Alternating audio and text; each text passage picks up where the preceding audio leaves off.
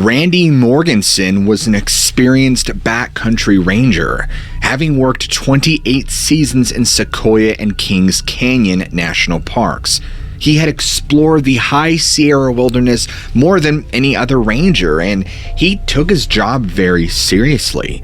And on July 21st, 1996, Randy left a note on his tent saying that he would be away for 2 or 3 days, though the date written on it was June 21st.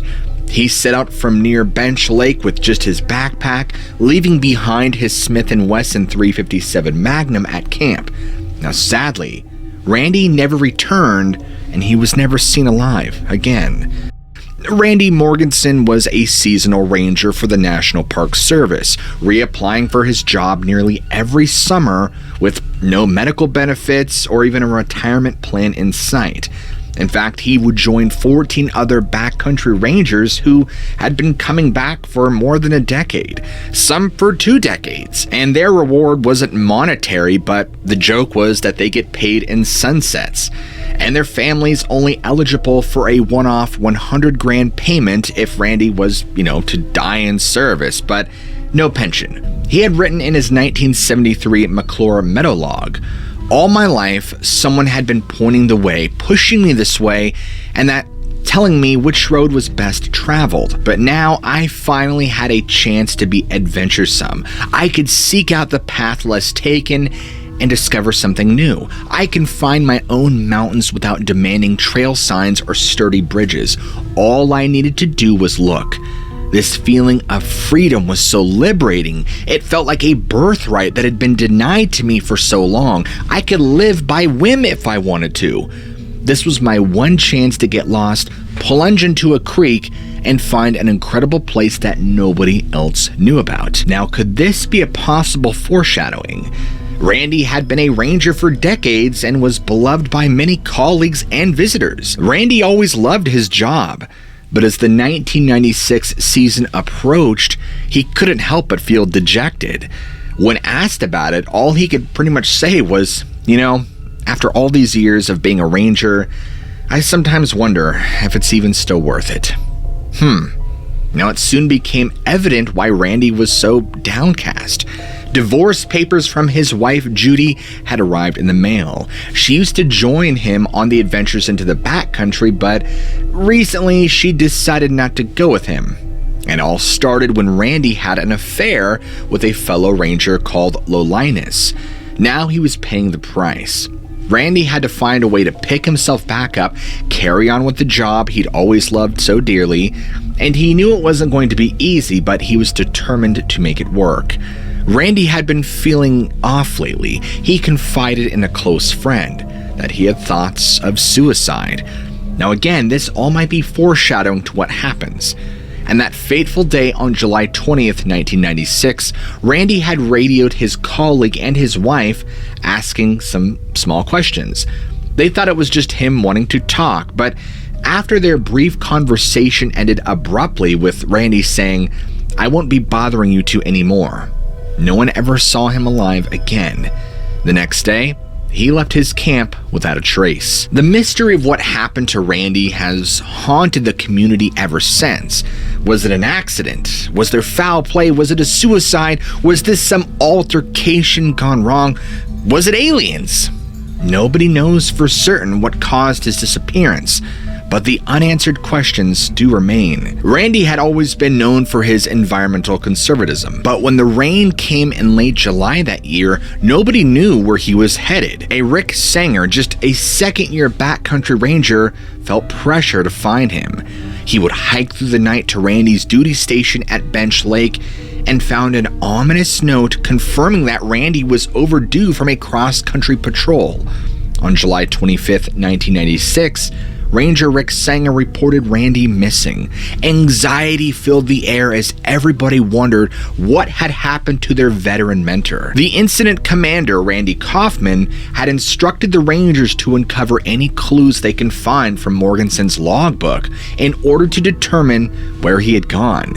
He then called for a secret ballot amongst them that would assign each segment of the search area a POA, which is probability of area, and then a row, which is rest of the world probability, if Randy was somewhere outside the designated search area.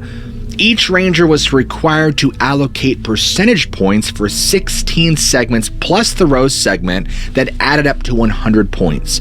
No ranger could assign a 0 for any area. This decision sparked off one of the most intense and emotionally draining search and rescue operations in National Park Service history, as everybody involved was determined to bring back one of their own. The stakes were high, and all hope was pinned on the Rangers to find Randy before it was too late. The Rangers worked tirelessly day and night, sacrificing their own sleep in order to comb the area for any sign of Randy. Working against time, they scoured every corner, every crevice, every nook and cranny, pushing themselves to their limits. And as the days began to pass with no leads in sight, morale amongst them began to drop, and their spirits sank. Randy had been missing for nearly a week when the search and rescue team had their last hope of finding him. Nearly 100 rescuers combed through 80 square miles of wilderness, with sections ranging from 500 to 7,000 acres. Each one voted for their chances on the POA scale, and the Bench Lake Basin area led the way at 26.2%. Marion Lake and its surrounding circuit were a close second, with 19.2%. All except for Ranger George Durkee assigned the lowest POA to the ROW option, as he knew of Randy's depressive state of mind. The rescuers were in a state of dread as to what they would find, or even if Randy wanted to be found at all. Short of his disappearance, his radio had gone dead, forcing him to hike to another station for a replacement. Now, with this in mind, and knowing what dangerous terrain he was in, the rescuers raced against time to find him. But would they be too late? Randy had been a part of the Park Service for many years at this point, but one day, he suddenly disappeared without any sign at all.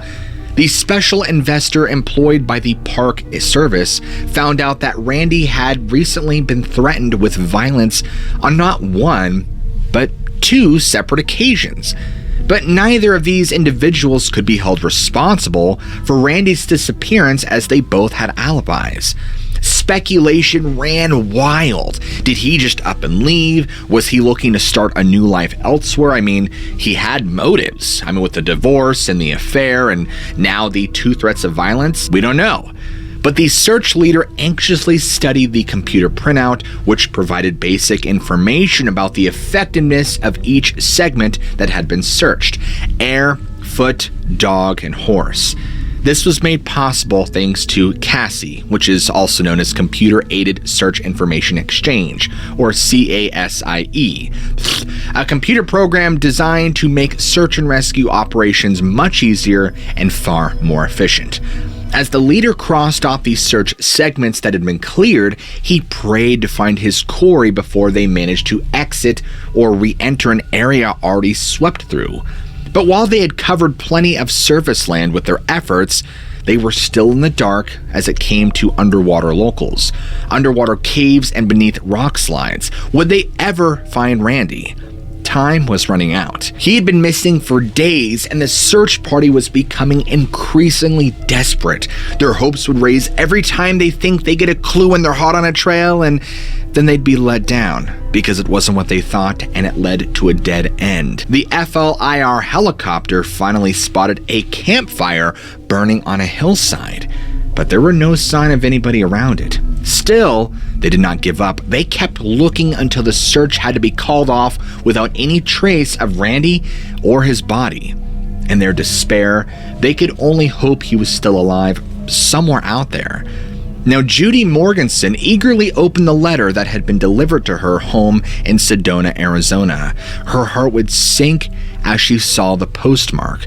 2 days after her husband Randy had gone missing from his job at the National Park Service, with no postal service in the area, Judy couldn't understand how Randy could have sent this letter. adding further confusion and suspicion as to why he would have left so abruptly. Was he really starting a new life away from the NPS, or was something else going on? She couldn't figure it out. The search for Randy had gone on for 13 days. Helicopters scanning the horizon, dog teams combing the woods, dozens of volunteers scouring every inch of the land. But nothing was found, not a single trace. It seemed as though he'd vanished into thin air. And finally, in early August of 1996, with heavy hearts and shaking heads, the official search was called off. Nobody knew what had happened to Randy or where he could have gone. He'd completely disappeared without a footprint left behind. Despite the mounting despair and unanswered questions, hope never waned that he would be found safe and sound one day. As weeks turned into months and months stretched into years, his family prayed they would soon get some sort of closure on what had become of Randy. But the mystery of Randy's disappearance remained unsolved until the worker had been venturing off trail on that fateful day in July of 2001, 5 long years after the search had been called off for Randy. In a remote gorge far from the outermost borders of the search area, he heard the sound of a waterfall cascading down into pools below. He ventured cautiously closer, and to his surprise, noticed something that seemed a little out of place. Some fresh evidence. Could it be that after so many years without answers, could this finally be the breakthrough they had been waiting for? Rangers were summoned to the scene and soon came across a weathered shirt bearing Morganson's badge. And not far from it lay a backpack, its buckle fastened and a boot half submerged in the water. On closer inspection of the boot, something white protruded from it. A leg bone. The boot and the bag seemed to match Randy's reported gear, just as his family had described it. Now, horror struck the investigators as the realization of what had happened slowly set in. Morganson had been found, but not in the way anyone expected. Investigation and recovery teams were flown in, eager to uncover the truth. Then, in a surprising twist of fate, they discovered a functioning park-issue radio perched atop the towering waterfall, an unexpected find that threw everybody off balance. The radio was on, but had not been found at the bottom like all the other evidence. Rangers recalled searching this very gorge and crossing at this exact spot where the radio had been found. They knew Randy had surely been in these mountains, but it was unclear if this is where he had perished. This realization left them all with a nagging sense of unease as they pondered what could have happened here. Retired Sierra Subdistrict Ranger Alden Nash believes that Morganson's tragic fate had been sealed on the day of his disappearance. In one fateful misstep, he had somehow stumbled through a fragile snow bridge and tumbled down into an icy abyss below. His leg broken, his body lay hidden by the snow for days as search teams desperately combed the area in an attempt to locate him. But it was Judy who, in a dream during a rescue, saw a dead man floating in a lake, a grim vision of what was to come. In the end, that's exactly how Morganson's life had ended, frozen beneath the snow and ice. Now, Eric Blem had a theory about what had happened to Randy Morganson, the subject of his book, The Last Season. He claims that he doesn't think it was an accident. Now, he believes that Randy may have wanted to make it appear as if he had died on the job in order for Judy, his wife at the time, to get her $100,000 benefit from the government, a policy that would not be honored in the case of suicide. He mentions that if he wanted to throw off the dogs or sucker people into believing something had happened, that Randy did a great job of doing so. Years had passed since the disappearance of Randy Morganson, and with his bones gnawed on and there's only little evidence, it's really hard to say exactly what happened. This unfortunate mystery may never be solved. September 12th, 1952. At around 7 p.m., Edward and Fred May, two brothers playing football outside, were shocked when they saw a pulsating, blazing ball of fire streak across the sky, crashing into the hilly woods on a nearby farm owned by G. Bailey Fisher. The boys were shocked by what they had seen and ran to their neighbor's house, Kathleen May, to tell her what had happened. Well, Kathleen had gathered a group of people, including local children Neil Nunley and Ronnie Shaver and 17-year-old Eugene Lemon and his dog, to all go and investigate the area in question. The entire group mustered the courage to go and check out what had now just crashed into the earth. Could it have been a spaceship, an asteroid? They weren't sure, but they were going to find out. As they made their way up the hill onto the farm, the group was filled with apprehension and fear, not knowing what they would find out there in the dark and eerie woods. They had no idea that what they were about to experience would go down in history as one of the strangest and most frightening things to happen in West Virginia. You won't believe what this group witnessed, which I'll reveal shortly, so stick with me. The entire group reached the top of the thickly wooded hills to see something truly bizarre, something they could have only ever imagined coming out of a science fiction novel, a pulsating red light. And upon gazing at it, the entire group was suddenly overcome by a profound, nauseating stench that, as they described, was metallic. At this point, the dog they had brought with them was freaking out, snarling and barking, but also clearly terrified, with its tail between its legs. All of them were terrified out of their minds, having no idea what lay before them, shining and moving the flashlight rapidly in the dark, searching for whatever it was that lay in front of them. Before they knew it, their flashlights landed on something they all could not explain. They fled for their lives, completely terrified by what they had just witnessed, and as soon as they all get back home, they all experience severe symptoms like swelling of the throat, convulsions, and severe nausea, just to name a few. It was so bad that it had been compared to the symptoms of someone who had encountered mustard gas by a medical professional, specifically one who had examined them. To make matters even more depressing, the dog that had been with them had allegedly begun vomiting uncontrollably and mysteriously dropped dead. And from here on out, Flatwoods, West Virginia was plunged into chaos. Almost immediately the following day, law enforcement was set out to the site of the incident in question, but found no corroborating evidence for anything that was taken down by the entire group of witnesses. Authorities found no trace or any sign at all of a strange pulsating light, nor any sign of the metallic stench, and certainly nothing out of the ordinary. This is what, of course, was put in the newspaper and all the local media. However, it wouldn't be long before other media groups picked up on it, and it was just blown up. Many people started sparking rumors that this was a UFO cover-up and that there were actually skid marks and other strange signs at the landing location of the craft, etc. Apparently, a reporter by the name of A. Lee Stewart Jr. had found a handful of these bits of evidence, including but not limited to strange plastic-like material. Investigators who went there after sighting stated that there was an unusual smell or odor in that area. And it was said that the trees in the area were singed at the top.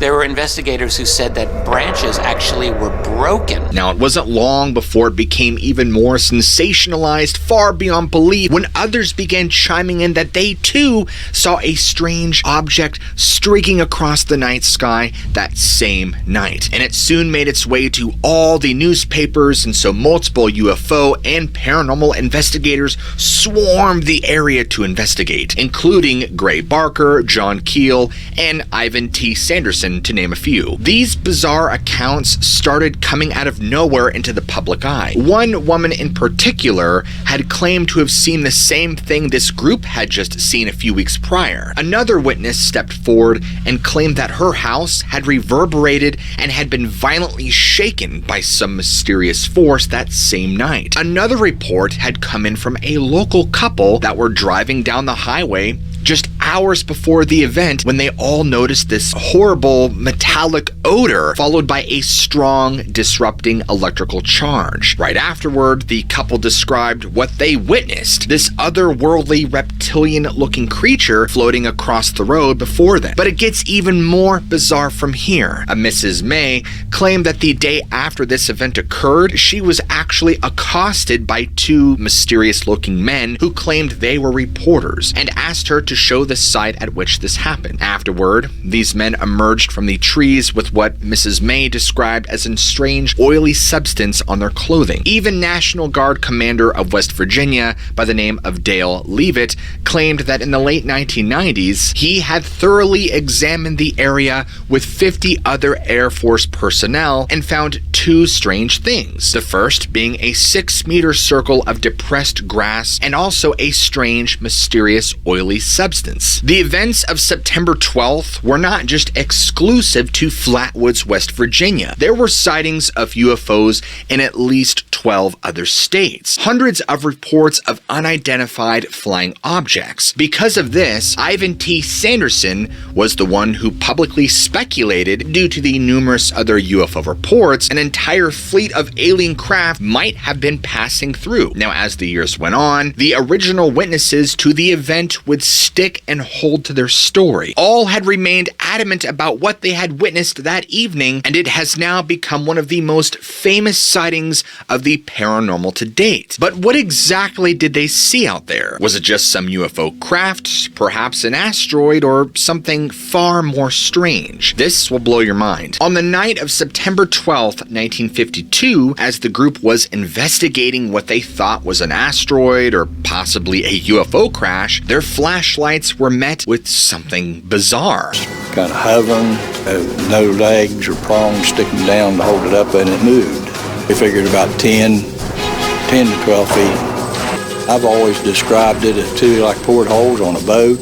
I know I was afraid to go outside for a month after that, especially at night. What they would describe as a shining pair of eyes similar to that of a nocturnal animal. As their eyes adjusted to the darkness, this mysterious new being came into view, and they could all make out that they witnessed a massive humanoid figure, roughly 10 feet tall, with what they all described as having a fiery red face and glowing yellow eyes set within. What's even more bizarre is the shape and anatomy of what they saw. Its head seemed to be shaped like a spade, with flickering lights and small clawed hands. The body was black and green and cylindrical. There was also mention of what appeared to be folds similar to draped fabric or even molded metal, all within the mist or fog. You can only imagine the confusion and utter terror the entire group experienced as they laid eyes upon this mysterious entity. However, this entity emitted a bizarre sound within moments. The witnesses described it as something between a hiss and a high-pitched squeal, which then glided right towards them with a throbbing, thumping kind of noise. This sent the witnesses running for their lives and would be the catalyst for all events from here. While the story in question sounds compelling and terrifying, there are several persuasive skeptical arguments that we can look at. The first is that this could be a mixture of misidentification and coincidence. Perhaps that night there was a meteor that could have been mistaken to have crash landed in the wooded hills by eyewitnesses. Many of them who claimed to have seen the light in the sky described it as a meteor, not a UFO. I mean, it's possible that in this hysteria they would jump to conclusions and connected the two. As this small group went to investigate the dark hills, the ominous foggy atmosphere made it the perfect setting for a misidentification. They possibly witnessed one of the 3 aircraft warning hazard beacons that are completely visible up on that hill, and in conjunction with the meteor, assumed it was a UFO. Even the entity they claimed to have seen might just be a misidentification of a large barn owl perched high up on a tree, hopped up on adrenaline, spooked, and going in with a preconceived notion that they were about to stumble upon something from outer space. The witnesses may misidentify the owl and the perch it was on as one singular entity. I mean, visibility was already poor with the fog, and it all seems like the perfect setup for a horror movie scene. It's easy for the human mind to set ourselves up for something we don't actually see. Then the owl, startled by the witnesses, witnesses flew off right past them in the night, letting out a distinctive shrill cry. This is supposedly what the witnesses had mistaken as an alien entity flying at them. I mean, many of the features that a barn owl has does coincide with the eyewitness descriptions of the entity. There are similarities, and it is a possibility. Now, I'm not stating that this is precisely what happened, I'm just saying it's a possibility. But what about the strange oily residue and track marks that were found? Is it possible that a tractor in the area around the time of the sighting left it behind? Perhaps the oily substance leaked from said tractor. Even the foul odor had been written off as the smell of a specific kind of grass native to this area. People talked about, oh, maybe it was a possum, maybe it was a buck deer, and so forth. They're just responding to the shining eyes. Nichol believes that what the witnesses saw was distorted by their emotional state. If you've got a mindset, if you're expecting to see something, that will affect what you see. When they see something then that's frightening, some shining eyes, that quick comes at them. I don't think they had time to think, but simply to react.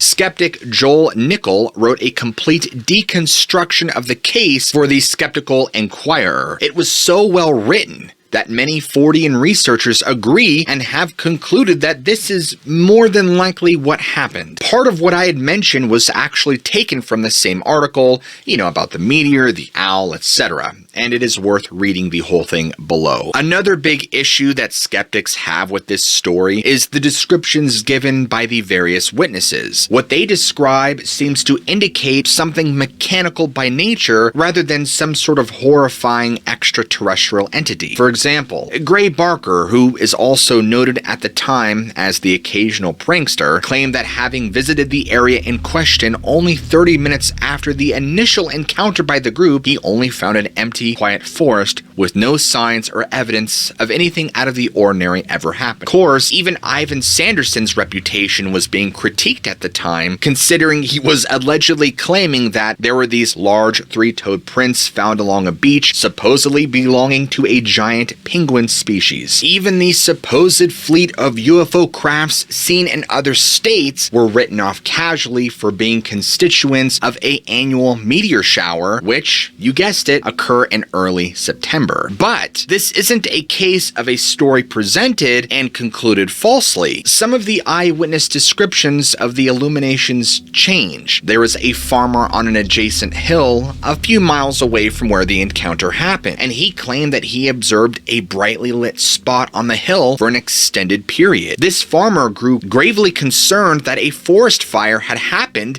and was watching intently for several minutes with a pair of binoculars until the area vanished into a single point of light. In recent years, paranormal researcher and writer Nick Redfern has proposed something very interesting. In 2010, Redfern received a special declassified RAND publication titled The Exploitation of Superstitions for Purposes of Psychological Warfare, written by Gene M. Hungerford for the U.S. Air Force from April 14th, 1950. Now, this document is 37 pages long and dives into strange theories, practices, and ideas. However, the icing on the cake was a section of this document that quoted directly from a book by a man named Jasper Maskelyne titled Magic, Top Secret. Jasper was a famous magician at the time in the 30s and 40s. Quoted from the book in this report, which leads those to believe that a psyops was occurring during World War II, read this: "Our men were able to use illusions of an amusing nature in the Italian mountains, especially when operating in small groups as advance patrols scouting out the way for our general moves forward. In one area, in particular, they used a device that was little more than a gigantic scarecrow, about 12 feet high, and able to stagger forward under its power and emit frightful flashes and bangs. This thing scared several Italian Sicilian villages, appearing in the dawn, thumping its deafening way down their streets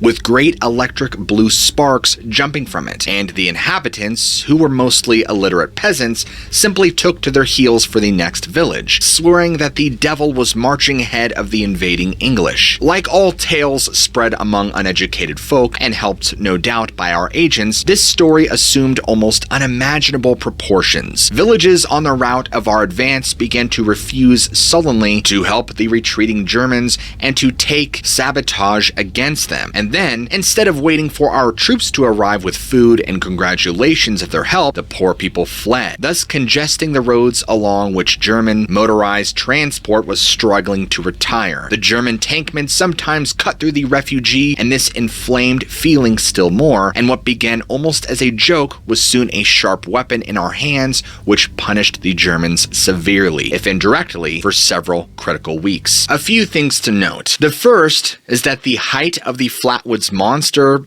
and this makeshift scarecrow were about the same, roughly 12 feet. This scarecrow entity was also said to emit bright lights and other visual effects and noises. Even the 12-foot scarecrow in Italy gave off frightful flashes and bangs and had great electric blue sparks jumping from it. Also, this report refers to this Italian event that Jasper described in his book and was believed to be used to prepare for PSYOP campaigns in the US Air Force at future times.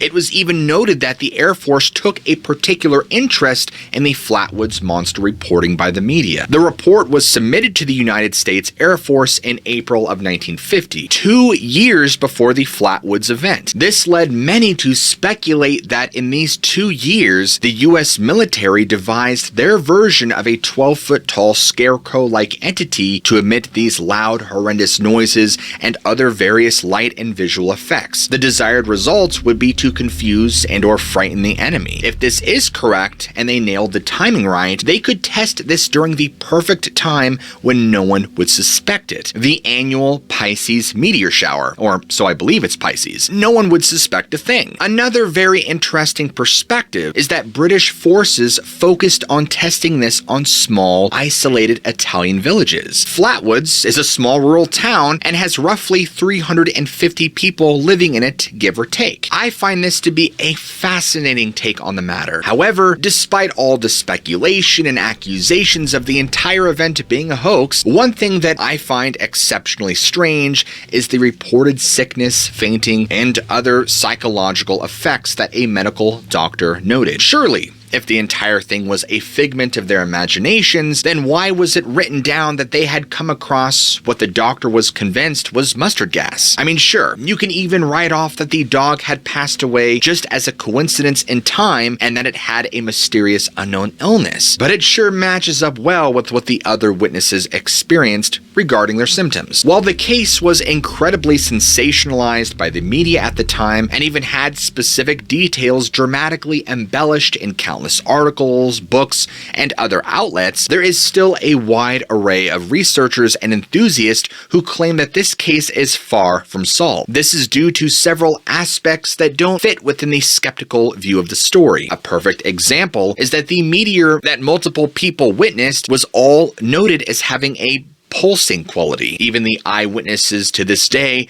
maintain their stance that what they saw was not an owl, but what is already documented. You should remember that there are many angles, arguments, and counter-arguments that relate to this case. It would be virtually impossible to cover everything and not have the video over an hour long, so I wanted to give you all a neat, entertaining, and summarized version of the who, what, when, where, and why. Many speculate that the Flatwoods monster was a part of something much bigger, Project Blue Book. Now, Project Blue Book was the code name for the study of UFOs by the United States Air Force from 1952 to 1969 when it was stopped. Now, this is separate from the show on the History Channel bearing the same name. Regardless of whether this story is partly due to misidentification or overactive imaginations, or if this is truly something in the realm of the supernatural, extraterrestrial, with the media and the government covering it up, the answer, the truth, what we all want to know, what really happened that night, will continue to remain a mystery. In fact, one of the most interesting aspects of the entire Flatwood phenomena is that it was a one-time show. It was never seen, heard of, or reported on again. But it doesn't end there, because unlike Bigfoot, Mothman, or Dogman, to name a few, which have all been reported on multiple times, there are entities that have only ever been reported on once. 1956, a man by the name of John Hanks was out late one night when he came face to face with something that would haunt him for the rest of his life. What he saw that night was like nothing he had ever seen before. A 9-foot tall creature with 15-foot wings standing before him, its wings adorned with multicolored lights illuminating the shiny metallic material they were made of. The creature emitted a haunting hiss that sent chills up and down Hank's spine, but it was the creature's face that truly terrified him. Its large, watery eyes stared at him with unadulterated malevolence, and its skin was brown and battered like leather. Hanks speculated that this creature was something from the depths of hell. He noticed that there was some sort of panel in the middle of its chest, which he believed was a control mechanism for managing its flight. But just as quickly as the creature had appeared, it took off and disappeared into the night sky. The experience had left Hanks traumatized and terrified. He could not shake the image of that monstrous creature from his mind. His case was investigated by Ken Gerhard, an expert of flying humanoid encounters, who was astounded by Hank's story. I had the chance to personally meet Ken back in August, and he seems like a pretty swell dude. I think the fact that he chose to investigate this specific story does kind of help add some authenticity to it, because he clearly saw that there was something there. November 17th, 1958. 2 members of the British Territorial Army were dispatched to the wilds of Scotland near Balmoral Castle for a weekend training exercise. Little did they know what would unfold would be far beyond any training exercise they had ever faced or had been prepped for. The 2 soldiers were tasked with guarding a small hilltop as part of their duties, and they began digging a trench for cover, and in the early morning hours, they heard a strange gurgling sound coming from a nearby group of trees. Well, curiosity got the best of them, and they set out to investigate. But what they found was beyond anything they could have ever imagined. 2 massive figures with glowing green eyes and fiery red mouths emerged from the shadows and approached them. The creatures were over 7 feet tall, and the soldiers were frozen in terror. They quickly retreated, hearing a swishing noise behind them, and as they looked back, they saw a gigantic disc-shaped object in the sky pulsating and following them. Then, the object disappeared, leaving a shower of sparks in its wake. The soldiers knew they had witnessed something extraordinary, but chose not to tell their officer in charge. The encounter left them shaken and terrified, wondering what else was out there in the dark wilds of Scotland. October 10th, 1973. It was a night that would forever be etched in the minds of 2 Mississippi fishermen, Charles Hickson and Calvin Parker. Last October, in the quiet Mississippi town of Pascagoula, 2 local men confronted authorities with a rather bizarre story. The 2 men were fishing on the banks of the Pascagoula River when they noticed a strange light in the distance. Little did they know that what would happen would be far beyond anything they could comprehend. They saw a brightly lit, egg-shaped craft emitting a deep, throbbing hum as light approached. The intensity of the hum made both men feel extremely nauseous and sick, and then, as they watched in horror, a hatch opened and 3 strange-looking creatures floated out of the craft, heading straight toward them. These were no ordinary aliens. They were humanoid with mask-like faces and 3 carrot-style points protruding from their heads. And to make matters more terrifying, they had large hands like a lobster or a large crab. Before they knew it, these beings had seized both men and manhandled them onto the UFO. The experience was like being reduced to lab rats. The men were paralyzed with fear and could do nothing to resist. Finally, after being subjected to a series of experiments, the men were dumped back on the river's edge. Hickson and Parker were left traumatized by this experience. Charles Hickson and Calvin Parker told of a strange craft landing near their fishing site and of being taken aboard by 3 unearthly creatures. The 2 men were questioned under hypnosis and lie detectors, but their story remained intact. One of the men suffered a nervous breakdown and is still under treatment. It was the most shock I've ever had in my life. What did you see? They were shorter than me. I'd say about 5'2" or 3", and they didn't have a neck. Head, it seemed to come directly to their shoulder. And it had something that came out to a point about where a nose would be, and on each side, the ears. And I believe they had encountered something beyond their comprehension from another world. And the fact that the creatures had never been seen before or since only added to the mystery and terror of their encounter. Lastly, November 9th, 1979, Robert Taylor, a forestry worker in Scotland, was carrying out his routine patrols of the woodland area when he stumbled upon something that would forever change his life. He made his way through the trees, his dog Laura running happily at his side, and he suddenly found himself standing just feet away from a strange dome-shaped object. It was dull gray and metallic, about 20 feet wide, and eerily silent. Taylor was frozen in fear as he realized he was face to face that was completely not of this world. And suddenly, a pair of spherical, spiky objects emerged from the craft and surrounded Taylor. He was hit with a noxious gas that caused him to pass out, and when he awoke, the objects that had sprayed him with gas and the craft were gone. Robert had no idea what had happened to him or why he had been targeted, but the encounter didn't end there, because after the incident, Taylor experienced a host of strange symptoms such as persistent headaches and a metallic, strange taste in his mouth. He also discovered unusual marks all over his skin that he just could not explain. Despite his confusion and terror, Taylor remained convinced that what he had seen was real. The encounter was actually investigated by UFO researchers and became one of the most famous and puzzling UFO cases in Scotland of all time. His symptoms are even similar to that of the Flatwoods monster story. Okay, so we've looked at a lot of stories today. What's the general consensus here? Like the Flatwoods monster, the entities in question in these other stories were only ever publicly reported on once. Now, why is that? Were there other sightings that just never made it public, or are we dealing with manufactured encounter stories? Going back for a moment, while there is strong arguments against the Flatwood monster story, the arguments don't fill in every hole of the story. In fact, there are many counter arguments that I didn't go into in this video that you can spend,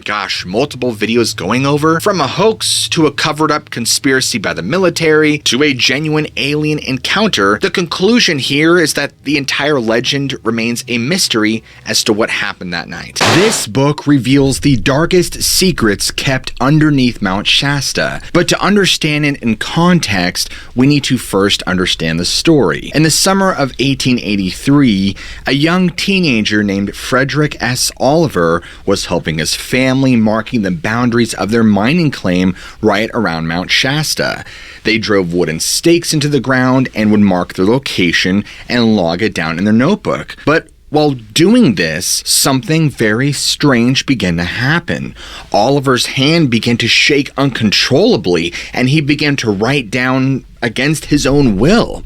Now, the boy began to panic, running home as fast as he could. However, his hand continued to write and write as much as it could. Now, when he had got home, his mother actually gave him paper to write things down on, and the initial seizures would stop shortly after, revealing the beginnings of a bizarre text. Now, over the next 3 years, Oliver's hand would occasionally be overcome by this strange, mysterious force, writing several more pages here and there, until finally, in 1895, he had completed an entire book. Now, I'm telling you, the twist to this story is going to blow your mind. 4 years later, Oliver died at the age of 33 in 1899. His book was finally published in 1905 by his own mother, Mary Elizabeth Manley Oliver. Now, his book at the time was so bizarre and supposedly unveiled the secrets of what lay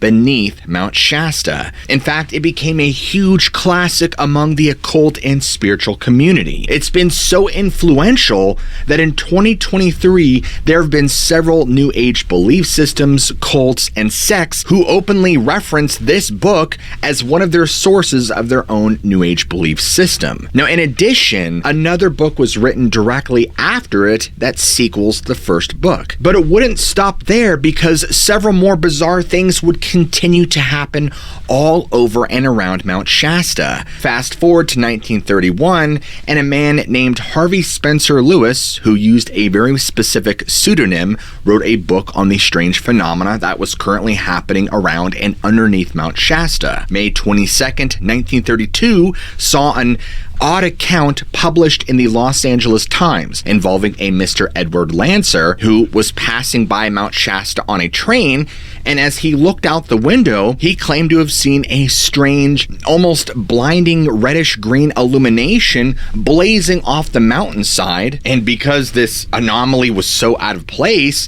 Lancer began to ask the train conductor what it was that he was witnessing, and was astonished to hear that it was the exact same phenomenon that had been occurring underneath Mount Shasta that people in the area at the time had been reporting and talking about. Now, determined to learn more, Lancer actually ventured out to investigate the strange light further, looking for a source. He even went as far as speaking with locals and talking to people in areas around the towns, all of which they confirmed that there were strange things going on under, around, and on the mountain itself, even coming into their communities. They had told Lancer that this mysterious light source would actually light up the whole side of Mount Shasta. Now, Lancer, who made his intentions known to all the local communities to go and find out the trace of these bizarre lights, he noted that the local officials and ranchers and people freely ridiculed my avowed trek into the sacred precincts, assuring me that an entrance was as difficult and forbidden as an entrance into Tibet. Lancer knew there was something they were trying to hide, but what? Whatever happened to him just seemed to vanish into obscurity. June 27th, 1940. The Mount Shasta had a piece in it written by a William Cook, where he spoke about Professor Edward Larkin of the Mount Lowe Observatory. Now, according to Cook's article, Larkin actually claimed to have observed something mystical on Mount Shasta using his telescope on multiple occasions. The story goes that Larkin had discovered this light anomaly by accident in the process of calibrating his telescope. And this is when he noticed something, a shining anomalous light right there on the mountain. Now, this greatly intrigued Larkin, and so he focused and found not only the source of the bright light, but many marvelous things that would blow his mind beyond comprehension. Now, according to Larkin, the display of light far exceeded our modern electrical achievements, and he was consumed with curiosity to know how much of these light anomalies could produce such amazing light effects. In fact, the claims were so out there in left field for most people that the author of the article, William Cook, spent the majority of the piece trying to just debunk Larkin's claim, mentioning that from his vantage point, it would have been physically impossible for Larkin to even see the light source from his spot of location, not to mention debunking what he actually saw. But the mystery of what's underneath this mountain gets even stranger, because in 1962, the Australian Flying Saucer Review published an article by Andrew Thomas, which talks about a strange event that took place. Now, according to Thomas's article, a forest fire had apparently ravaged much of Mount Shasta in 1931. However, locals had reported a curious phenomenon which saved much of the mountain from being consumed and engulfed by fire. Now, as the fire began to advance, something miraculous happened. A mysterious fog appeared, rolled out, and halted the blaze in its tracks, stopping it from damaging anything any further, preventing any spread of fire. Now, after the fire had been fortunately extinguished, locals discovered that a perfectly clear and curved zone remaining between the charred earth and undamaged areas existed. And at this time, no one could explain this bizarre anomaly or why it had taken place. And in 1934, the Stockton Record told of a very bizarre account that took place in 1904. The story concerns a British prospector named J.C. Brown, who had come to Mount Shasta with the Lord Cowdray Mining Company to search for gold. Now, one day, while exploring the mountain, Brown stumbled upon a tunnel in the hillside of the mountain that led down into darkness. Now, of course, he was intrigued and curious, and he wanted to venture down further inside. Now, this tunnel weaved and stretched and went on for miles and miles into the darkness, but would eventually lead Brown into almost a complex of rooms, all filled with a variety of different kinds of treasures and stones. And in fact, there was one room that held an archaeological discovery: mummies. Mummies underneath Mount Shasta. Brown was ecstatic about his discovery and claimed that it was one of the most exciting archaeological finds of the century. Now, his account eventually caught the attention of an expedition led by John C. Root, which was comprised of around 80 members, and they set out to further explore the tunnel. However, on the day the exploration was set to begin in June 19th, 1934, of course, J.C. Brown was nowhere to be found. In fact, he was never seen again. This strange disappearance has led to many questions of authenticity of Brown's claims and the existence of the mysterious underground complex with treasure and mummies that he supposedly found. Now, despite this, many modern explorers have claimed to have found Brown's hidden tunnel with treasures and mummies, although its location and even its existence remains a mystery. Now, are you ready for the twist to all this? This will blow your mind. Tens of thousands of people descend on Northern California's majestic Mount Shasta, considered to be the crowning peak atop a fifth-dimensional light city inside the earth known as Telos Lemuria. As it turns out, the book that Frederick Oliver wrote about didn't just reveal secrets underneath Mount Shasta, but it actually detailed an entire underground city inhabited by beings known as Lemurians. The book chronicled and described the existence of the secret Lemurian city and their history. Oliver claimed that he had been chosen by the Lemurians as their secretary, and that the whole book had been telepathically channeled through him and onto paper via writing. Frederick Oliver had even claimed to have seen the city with his own eyes. Now, he stated that he had actually been taken to the city via astral travel, which was apparently deep within the mountain. The city consisted of vast amounts of tunnels and secret doors that were automatic, elegant and beautiful architecture, apartments that were plated with gold and carpeted with luxurious fleecy substances. In fact, the entire city was said to be decked out in crystals and gold and bronze and silver and all sorts of beautiful brimming precious stones, and was powered by crystal engines, brightly illuminated and inaccessible to any outsiders without the expressed invitation of these Lemurians themselves. Oliver went on to describe the technology of the Lemurians as being incredibly advanced. He spoke of numerous gadgets and gizmos and vehicles employed by the city's residents, including but not limited to a large cigar-shaped airship. The book was groundbreaking and ahead of its time, making detailed mention of high-concept notions such as quantum mechanics, anti-gravity, mass transit, zero-point energy, which Oliver referred to as dark-sided energy. Now, the book got attention at the time just because of how strange and left field it was, and as he mentioned, the sequel book, An Earth Dweller's Return, would only add to the validity of this for some new age groups.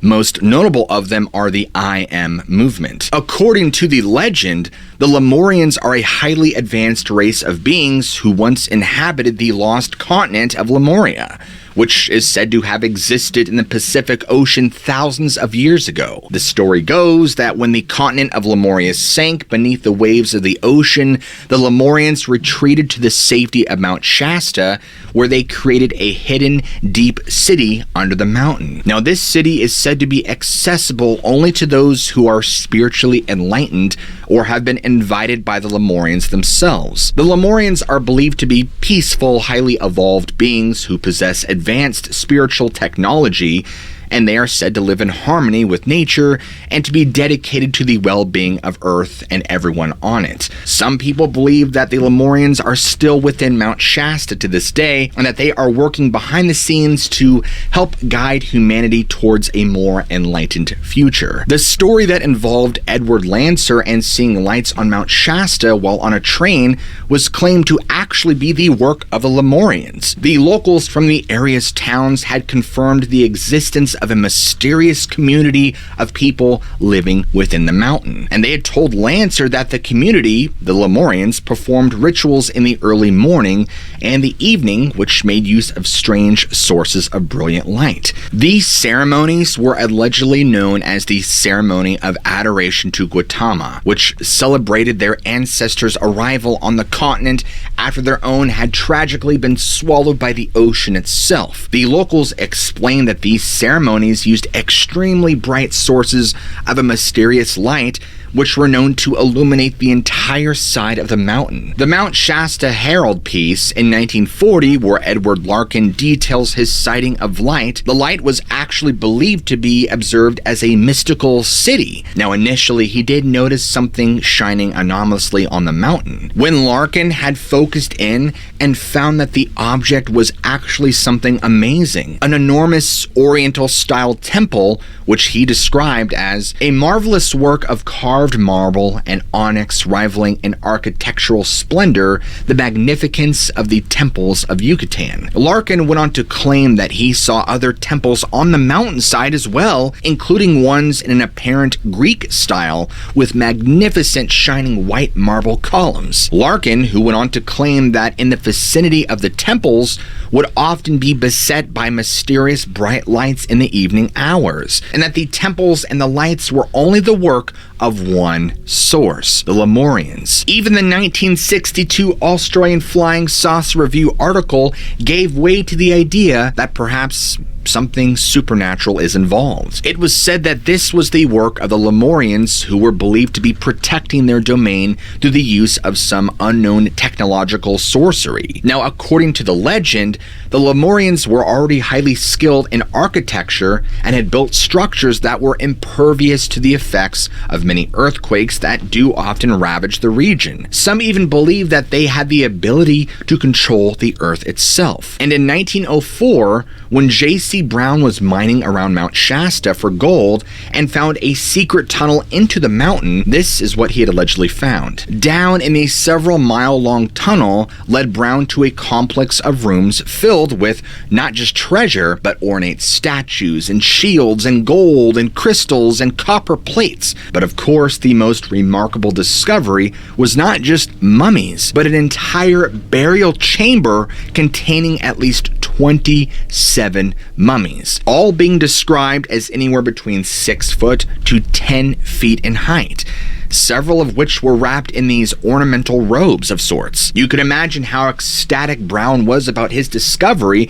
and claimed that it was one of the most exciting finds of the century. Now, it's hard to say exactly who the word got out to and how many they were told, but there is much speculation about his sudden disappearance right before the expedition into that tunnel that was set to begin on June of 1934. While it does challenge the authenticity of Brown's claims and the existence of this tomb, it also raises some questions. Was Brown taken out in order to avoid certain information becoming public when it shouldn't have? Is there an active conspiracy to cover up the existence of Lemurians on Mount Shasta? Maybe he just vanished because he was lying. And if he was lying, it's weird how his details line up with a book that would be released a year later that detailed nearly identical things. It's important to note that, to date, there is actually no documented evidence to support the existence of the Lemurians or their hidden city within Mount Shasta. The legend of the Lemurians is based largely on the book by Frederick Oliver,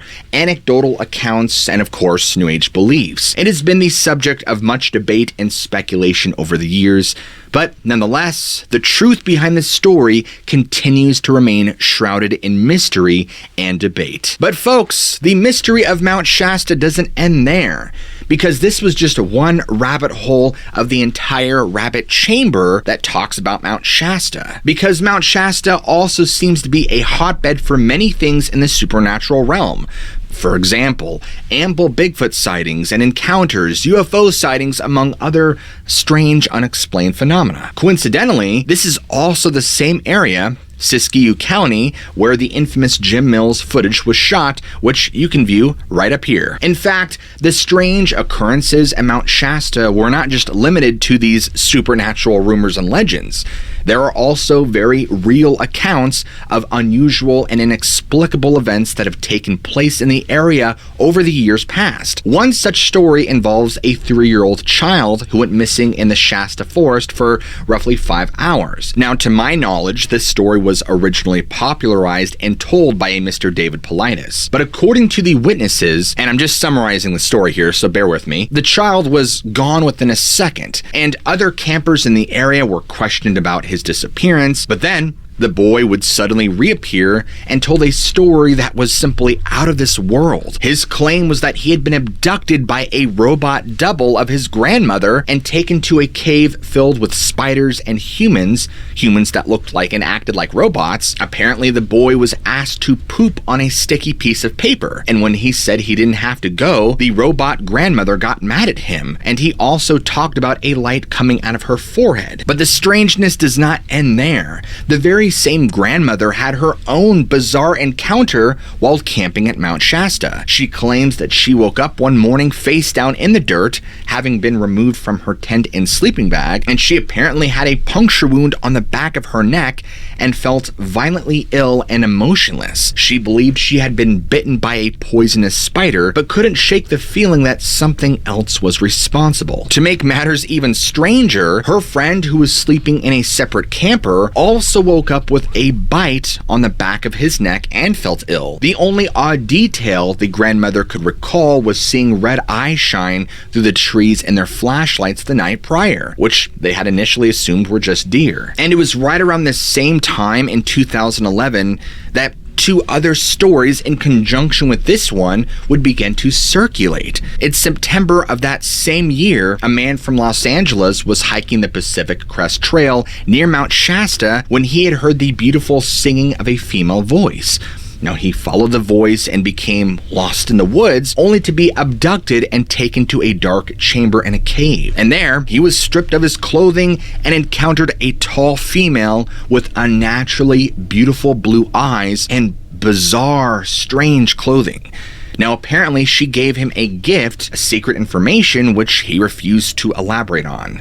Imagine that. Now, after surviving his ordeal, the man believed that he was the incarnation of a messianic Hindu god and even changed his name to the Lord Kalki. He had been lost for several weeks, leaving many to wonder what truly happened to him during that time. A bad acid trip or divine revelation? You decide. Another incident involved a man from Los Angeles as well, who was with a spiritual group meditating on Mount Shasta on November 11th, 2011. He decided to hike the summit and place a rock there, but a storm had blew in and delayed all search efforts. The man's body was found the next day at an elevation of 9,600 feet. But by far, one of the strangest and most unexplainable missing person cases to ever happen on Mount Shasta was that of Carl Landers. But before we go any further, I'd like to talk to you all about today's sponsor. Introducing Serpent Forge. No, it is not a video game. It is in fact an independent men's jewelry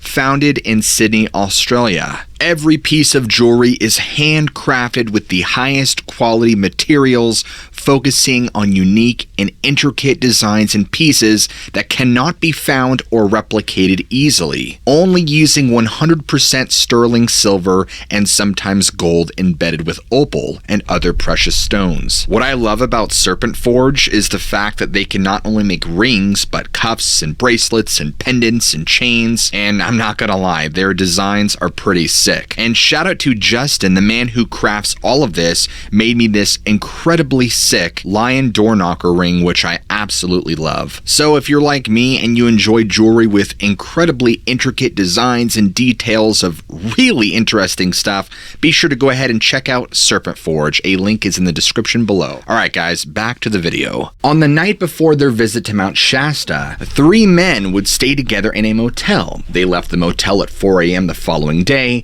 equipped with their ice axes, crampons, climbing clothing, and everything else they would need. Now, their destination was Bunny Flat, which was an area that was pretty well covered with deep snowdrifts even into spring and May. From there, they would hike 4 miles to Horse Camp. Now, the next night, they would go and camp at a location on the mountain called 50-50 Plateau, which is below Lake Helen. This is where most climbers would rest before the last push up to the top of the summit. Now, one of the climbers, Carl, was taking a drug called Diamox to combat the effects of altitude sickness. He was also suffering from things like diarrhea, and he wasn't feeling well, and so he had to leave the tent several times during the night so he could relieve himself in the midst of this blowing cold gale. In the morning, he continued to complain of feeling ill and unwell, and he would leave the 50-50 location without his friends to try and get a head start up towards Lake Helen as he was feeling cold and under the weather. Now,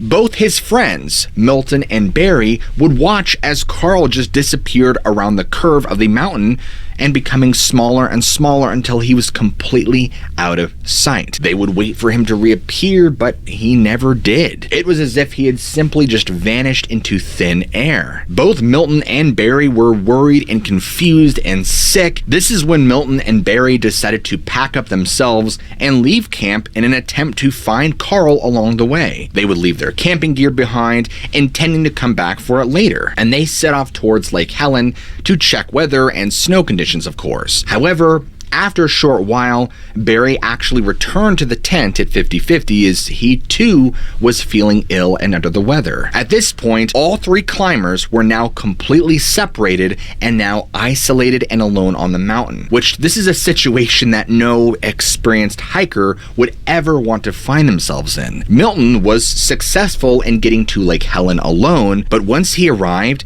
he began to really worry about Carl's whereabouts. He would even ask a ranger if he had seen anyone matching Carl's description, but the ranger had only seen one person who was not Carl. Milton, trying his best, actually attempted to catch up to this person, but the person was wearing the wrong clothing and moved too quickly, and so with no luck, Milton decided to head back to the original campsite to meet with Barry and hopefully reunite with Carl at around 5 p.m. in the evening. However, when he arrived, Carl was nowhere to be found, and his gear and everything were still left behind. Milton now began to worry and decided to hike back to Bunny Flats to report Carl's disappearance to the authorities. He left Carl's gear behind just in case Carl might return when Milton was heading back down at around 8 p.m. The news of Carl's disappearance began to spread like wildfire, and the following morning on May 26, 1999, authorities got to work in orchestrating a mass search party for Carl. The Siskiyou County Sheriff's Department actually used a grid pattern search method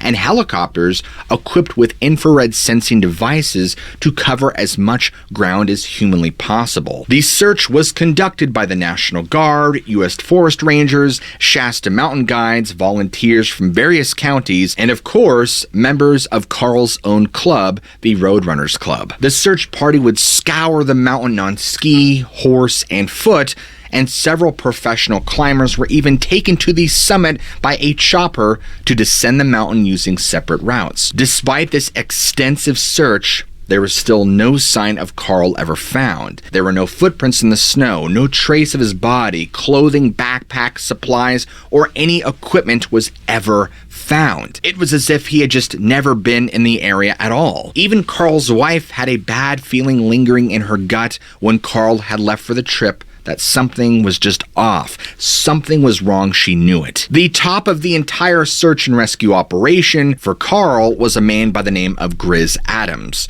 who was a longtime search and rescue veteran with well over 400 search and rescue ops under his belt. In fact, Carl and one other individual were the only people ever in all of his 400 plus ops where they had never been found. Grizz Adams actually spoke with David Paulides and said this: "In 35 years, I have never had this happen to me. We were all over that mountain. He was not on the mountain. We brought canines in. They didn't pick him up. We flew around it. We dropped guys at the summit. They came down all sides. They could not find him. They talked to people who were on the mountain. They didn't see him. There's snow around the path where he was, and nobody went outside the path." Now, as far as what happened to Carl, Grizz had this to say: "That's the $1 million question. He either went up it or in it. but he's not on it. In addition, a spokeswoman for the Siskiyou Sheriff's Department released this: "We've just looked everywhere that we can look, and we just don't know where else to look." What makes his case so perplexing is that the terrain he disappeared in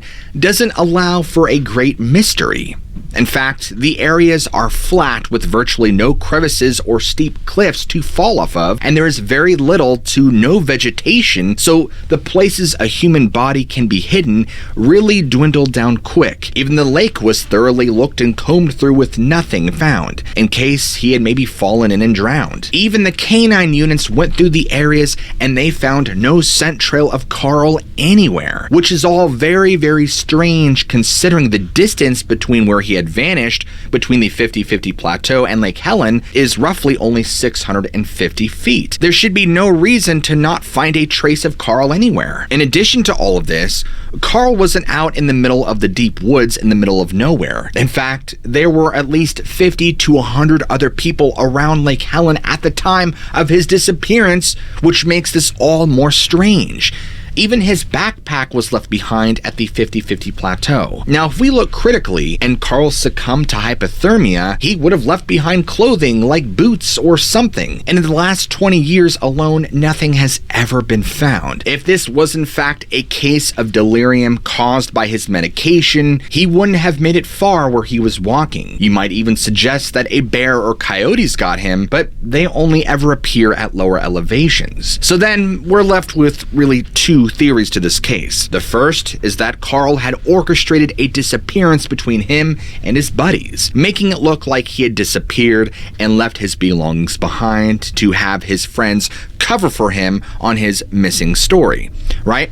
Now, the second option is that something had taken him. Perhaps the Lemurians took him underground. Now, personally, the strangest thing about his disappearance that really bothers me is you have a search and rescue veteran with more than enough operations under their belt to discern what really happened. Even he claims that there was no evidence of Carl ever being on the mountain, right? No tracks, no trace, no equipment, nothing. I mean, surely if Carl would have staged a disappearance and went off to live a new life, there would have at least been tracks or something. I mean, canines would pick up on his scent, right? But to this day, Carl Lander's disappearance remains a mystery. One night in the early 1960s, a wave of panic swept through the streets of Highgate. Rumors had spread that something strange and potentially sinister was lurking in the shadows of its famous cemetery.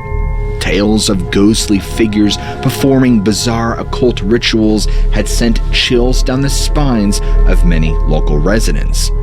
Although Highgate had always been known for its hauntings, this particular apparition was soon picked up by both local and national news outlets. Fear began to spread throughout the suburb as people tried desperately to make sense of what was happening. Could it really be true? Was there really a vampire on the loose? One of the very first documented sightings showed up in the early 60s by a young couple as they strolled home along Swains Lane. The couple were in for a shocking surprise. It was early 1963, and the Highgate Cemetery had been left to decay over a century. Its Gothic Victorian gravesite looming ominously in the moonlight. As they passed through the north gate of the graveyard, or by it, something caught their eye, an eerie figure standing motionless among the tombstones. The figure seemed to be staring right at them, and before either one of them could react, they were both frozen with fear, and they remained rooted to the spot for what felt like an eternity before finally finding the courage to flee from the haunted place. And little did they know, this would only be the beginning of a series of strange and sinister events that would unfold in the decades to come. This entity was like a nightmare come to life, a tall, dark figure floating ominously behind the railings of Highgate Cemetery. Its face the most terrifying thing, contorted in horror and malice. Another sighting happened by a man and his dog, and this strange entity would later become known as the Highgate Vampire, and many more sightings were soon to follow. The story quickly spread around town, more rumors spreading each day about this mysterious creature residing in the cemetery walls. People began speaking of their own stories, tales that had been whispered for years among friends and family alike. But now, they were all out in the open, and no one could deny it any longer. The Highgate vampire had come to life. An urban legend begins to spread. People report seeing a mysterious tall man inside the cemetery. When he looks at them, the air grows frigid, their muscles freeze. The late 1960s seemed to be a time of fear because stories began to circulate more and more about this dark figure with glowing eyes that glided and moved seamlessly through the cemetery. However, there were variations in descriptions. Some say it wore a hat, others say it was pale white, and there was just a lot of variety. Soon enough, it was in the newspaper and local media and talking about vampire panic, something which had been occurring on both sides of the Atlantic for some time. Now, people were becoming more scientifically minded at this point and much less superstitious, so things did begin to die down as logic and rational reasoning kind of came into play. But there were some people that decided to take matters into their own hands and go hunting for this supposed legend. In fact, 1967 in particular was very interesting, where a lot of fear and widespread fascination with vampires kind of erupted within London. Beside the sightings I've already spoken about, 2 adolescent girls walking near Swains Lane had an encounter that was entirely out of the ordinary. As they too passed Highgate Cemetery's North Gate, one of them spotted what appeared to be a vampire-like demonic creature rising from the grave. Now, terrified, the girls ran for their lives without looking back or bothering to tell anybody about what they'd seen until news of the Highgate vampire was already spreading across media outlets. Another witness reported something cold and clinging touching her hand one night, which left marks behind when she woke up in the morning. Unfortunately, things only got worse for Highgate as dead animals began showing up in the cemetery. David Ferrant, one of the protagonists in this mystery, I guess you could say, even he had his doubts. I mean, he suspected it could be something else entirely, perhaps a real living vampire. I suddenly saw a tall figure standing just inside the top gate of Highgate Cemetery. Apart from the tall man in a hat that multiple people had reported seeing, other strange figures also made appearances, such as a woman in white and even a bicyclist. A ghost cyclist, huh? Now, despite all these sightings, nobody was able to ever definitively prove that Highgate was haunted by a vampire or any kind of supernatural entity.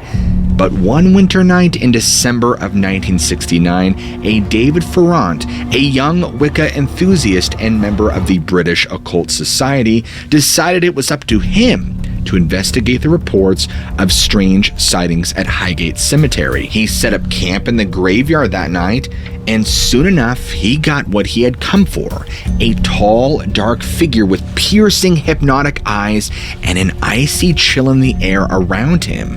It seemed like this was the same entity that had been reported throughout the London cemetery for years now. From then on, Ferrant would become one of 2 most famous figures associated with the Highgate vampire, along with Bishop Sean Manchester. Their antics over the next few years sparked a feud between them, which still continues, or at least did, until Ferrant died back in 2019. The Hampstead and Highgate Express, the local newspaper in Highgate, had taken an interest in the strange sightings around the cemetery. People had reported and talked about seeing Satanists performing black magic rituals and even animal sacrifices there. There were a group of practicing Satanists who were using Highgate Cemetery in the late 60s. Yeah, that is definitely true. I'm not talking about theatrical Satanists. I'm talking about genuine people that are going inside and performing satanic rituals. The town was now abuzz with speculation about these unusual and peculiar activities. It seemed like something truly sinister was afoot. In fact, an article was published on March 6, 1970 by the Ham and High about foxes being found drained of blood and their throats cut. While completely strange and out of place, there didn't appear to be a direct correlation, but they were lumped together just because of how strange they were. Possibly the work of satanic cults performing animal blood sacrifices. Now, because all of this had gotten to such a level of public knowledge and it was so attention-grabbing, all these things caught the eye of Sean Manchester, a very interesting fellow to say the least, who claimed to be a bishop in this obscure church. Now, not only did he claim to be a bishop, according to Manchester, but he was also a vampire hunter. And in February of 1970, he gave an interview to the Hampstead and Highgate Express in which he described a very strange demonic figure. Now, according to him, the figure in question at Highgate Cemetery was a king vampire, an undead nobleman from 15th century Romania, who had apparently been deep in the occult and regularly practiced black magic. But not just anywhere in Romania. Wallachia, Romania, the same place that was home to the most infamous vampire to ever existed, Dracula himself, or as many knew him in historical terms, Vlad the Impaler. Or maybe my facts are wrong there. Somebody double check me there. Anyway, somewhere along the way, he traveled to England and would die and be buried in what would become Highgate. Manchester went on to tell the paper that the vampire had actually been revived and brought back into this mortal plane by blood sacrifices and rituals that would allow this thing to come into this realm. Now, this was just the beginning of the legend, of course, or so it said, because on March 1970, David Ferrant and Sean Manchester were both interviewed by the ITV News about reported sightings of this particular vampire, the one of Highgate. Now, Manchester told tales of the so-called king vampire, which had been prowling the area, and announced his intentions to lead a vampire hunt to end this whole charade once and for all. And with this proclamation, people began to speculate even more about how ridiculous this whole thing was and that there really was mysterious creatures lurking in the shadows of Highgate.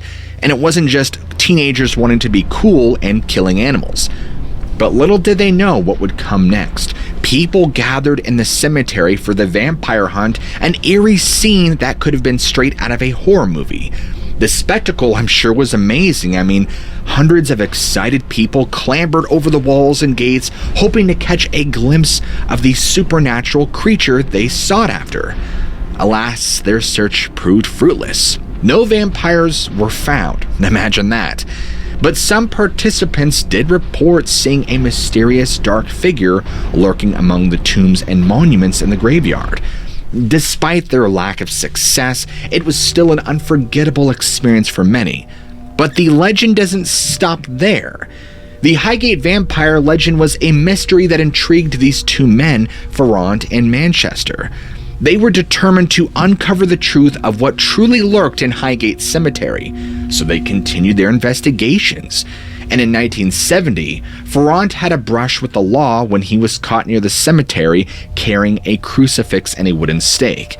Now, interesting about this detail is I was actually finding conflicting information. One source said that he apparently tried to exhume a body in 1974 and was arrested, while another said it was 1970, so we'll go with 1970. Now, rumors began to swirl about David Ferrant and his intentions. People said he was going to sacrifice a cat in the presence of two naked virgins. When asked about it, Ferrant himself told newspapers that blood must be spilled, but the cat will be anesthetized. His opponent, Sean Manchester, took this as an attack on him personally and declared that he was solely relying on divine power to defeat Ferrant, while Ferrant was relying solely on the power of the Dark Lord Satan. Then one day, when a local man's pet disappeared shortly after this whole escapade, everybody assumed the worst, that Ferrant had been the one who had sacrificed it. And as you can imagine, PETA wasn't around then, and animal lovers combined who had previously found amusement in these antics at the time because no cats were getting hurt, they now turned on Farrant. In response, he then sued multiple news networks for making him look like some sort of deranged animal killer, and he actually won the lawsuit. But it doesn't end there, folks. Don Ecker claims that Farrant also made a voodoo doll of the RSPCA inspector and anybody else who had called for his arrest and the angry mob mentality, sticking heads full of pins to get revenge. Now, whether or not he did make a puppet of Manchester is unknown, but certainly the evidence was enough to prove libel, and it seemed that Farrant might have been more powerful than people thought. A wizard, perhaps, but not just any wizard. It's unclear if he was just a magic practitioner or if he really dove into the dark arts of the occult, blood sacrifices with humans and animals, summoning demons, making deals with dark spirits. To that degree, we won't know for sure. But despite this growing rivalry between the two men, they both wrote books about their experiences over the years. In 1985, Manchester published his own book entitled The Highgate Vampire, where he claimed to have hunted down and killed the creature for 13 more years after Farrant's arrest. His proof? Supposedly, he has photos of ashes from burning wood that seem to show evidence of ungodly beings being sent back to hell. As you can imagine, as far as I saw, there were no photos released to the public of that. Now, was there really ever a vampire in the Highgate Cemetery? We can only guess at the truth, but it's sure to remain one of London's greatest mysteries. It was a dark and stormy night in the Serbian village of what is now Kisiova. A young man by the name of Peter Blagojevich had died in 1725, and his passing had left the inhabitants of the village he was in with a sense of fear and unease. But why? Well, little did they know that his passing would soon cause their worries to become much, much worse. Within 8 days of Peter Blagojevich's death, 9 people would suddenly perish.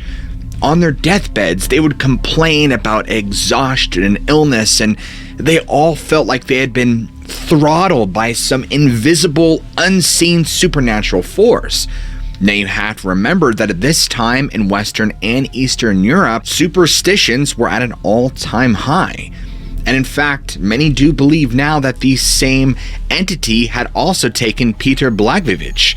And it soon became apparent that the only person who could be responsible for these sudden 9 people passing was that of Peter himself. But how? He died. Well, the villagers' suspicions were further confirmed when Peter's own wife had reported that he had apparently come back to visit after dying, asking for his openak. Now, if you don't know, openak is basically the traditional servant footwear that many people wore in this day and age. This was supposedly confirming that he had in fact returned from the dead as some sort of undead creature. And as other local legends describe it, it's said that Peter Blagojevich had come back to his house demanding food from his son, and when his son supposedly refused, he had brutally murdered him, drinking his blood in the process. Faced with this terrifying prospect, the villagers and everybody around had no other choice but to disinter Blagojevich's body and examine it for signs of him truly acting out beyond the grave. But it's what they found when they exhumed his body that truly terrified them. The inhabitants of Kisieva were terrified. They had heard these kinds of stories before, but most of them just assumed it was superstition, and now a real-life version of this was terrorizing their community, and they were desperate to put an end to this once and for all. And as you know, desperate times calls for desperate measures, and so the villagers demanded that the Capital Provisor Frumbold, along with a local priest, should present at the procedure. Now, Frumbold tried to convince them that permission from the Austrian authorities in Belgrade should be sought first, but the locals were adamant. Time was of the essence, and they feared that by the time permission came through, it would already be too late. Now, Frumbald found himself in a difficult situation. He could either deny their plea and leave them to fend for themselves, or he could take a chance and grant them permission to go ahead with the procedure. Now, I'm sure at this point you're scratching your head screaming, what's going on? We'll get to that in a second. Now, ultimately, fear of potential death and worse won out, and Frumbald reluctantly gave in to the villagers' demands. With all preparations made, the community had finally had hope that this would be put to rest once and for all. And so, the hunt began. The villagers of Velikogradište were in a state of panic. Legends had long whispered of something living amongst them in the shadows. And now there was news that this body had been discovered. Along with the local priest, the village's mayor was called to examine the corpse. Upon seeing it, he too was amazed by the horror that lay there right only feet away from them. And here is where the twist comes in. They weren't dealing with the Walking Dead. They weren't dealing with some man that had just casually gotten up from the grave and decided to waltz around and kill people. No, this was far worse. For you see, when they had exhumed his grave and actually saw Peter's corpse, what they saw were all signs and characteristics that he had never died. Undecayed flesh, hair and beard growth, new skin and fingernails replacing those that had peeled away, and the worst of all, blood around his mouth. This filled the villagers with rage and fear, and so the only way they knew how to solve this problem was to take a stake and to pound it and drive it right into the heart of what they assumed was a real-life living vampire. Now, the legend goes that as this was done, fresh blood began to pour out from the wound, from the ears, and from the mouth of this supposed corpse. And after that was done, they took the body, or what was left of it, and burned the rest, hoping to end this nightmare for good. The authorities apparently did not consider it necessary to take any measures regarding the incident. Now, long ago in Eastern Europe, a mysterious event occurred that would be documented and spread throughout the world. Because in 1725, reported by what is now known as Die Wiener Zeitung, it told of strange occurrences surrounding a vampire case, in particular Peter's. It was said that Austrian officials had witnessed peculiar phenomena which is now known to be associated with the decomposition of a body. Now, this story that I just told you, along with a very similar one from Arnold Paoli in 1726 to 1732, were widely translated and read all throughout Germany, France, and England. And this created what became known as the vampire craze during the 18th century. And it was through these cases and stories that vampire beliefs became extremely prominent in popular culture, and the fear of vampires would spread like wildfire. It may have been fear that fueled it, but it was also a fascination with the unknown, something that will continue to captivate people for centuries to come. I mean, who knows? Maybe there really are creatures of the night. Around the same time as Peter Blachowicz, in the village of Medvegia, there lived a Serbian peasant named Arnold Paoli. He had served in the Austrian army against the Ottoman forces that controlled Turkish Serbia, and returned home to marry and start life as a farmer. But little did anyone know that he had an even darker past. He had been attacked by a vampire during a service, and after killing said vampire, Paoli claimed to have eaten some of its grave dirt and bathed in its blood. Now, when Paoli died after an unfortunate accident, villagers, just like Peter, began dropping off and dying like that, of what they all assumed to be some mysterious supernatural plague. And on the 40th day after his burial, they exhumed his body and found, just like Peter, that it had not been stricken with rot quite yet. Now, during this era, when you die and you're just being tossed in a wooden casket or just being tossed in the ground with dirt over you, and you're at day 40, you should definitely have rot. Now, as they looked down and saw that Arnold had not even had any signs of decay, immediately, panic-stricken, they took a stake and pounded it and pounded it and pounded it and drove it right through his heart and then decapitated him to keep him from resurrecting. Paoli was believed to have become a vampire himself in response to the vampire hysteria that had now been plaguing Eastern and Western Europe in this short time. The Austrian authorities sent field surgeon Johannes Fluckinger in to investigate, and he discovered that another man named Milo had somehow become a vampire, a servant of the dead, after eating a piece of tainted beef by Paoli's body. Fluckinger and the villagers destroyed Milo and all of his victims in the usual way. Now, Fluckinger's report spread like wildfire across Europe, leading to an increased fascination and fear with vampires and their dark origins. Just like the story of Arnold Paoli. To this day, he is remembered as one of the earliest real-life influences on modern-day fictional vampire tales.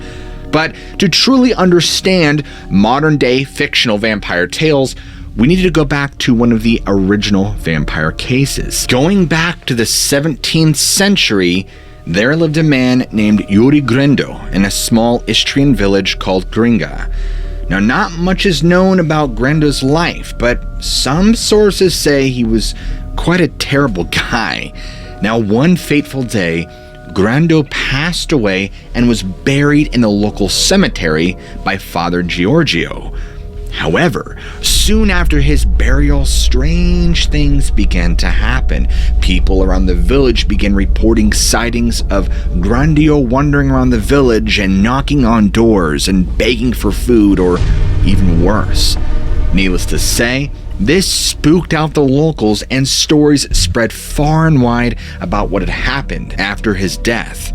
The villagers were left wondering if their beloved friend had somehow come back to haunt them, or if something else was afoot. It was said that in the countryside of the Istrian Peninsula, there dwelled a type of vampire known as a strigon.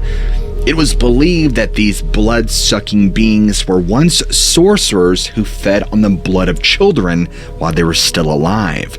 And upon their death, they became undead, continuing to roam the villages around midnight, seeking their next victim. Now, according to Johann Weikert von Vavasor, a 17th century natural historian, it was said that when one heard a knock on their door late at night, within days, someone from their household would fall ill and eventually die. This story is similar to that of Yuri Grando, whose legend could have possibly been inspired by stories of the Strigon.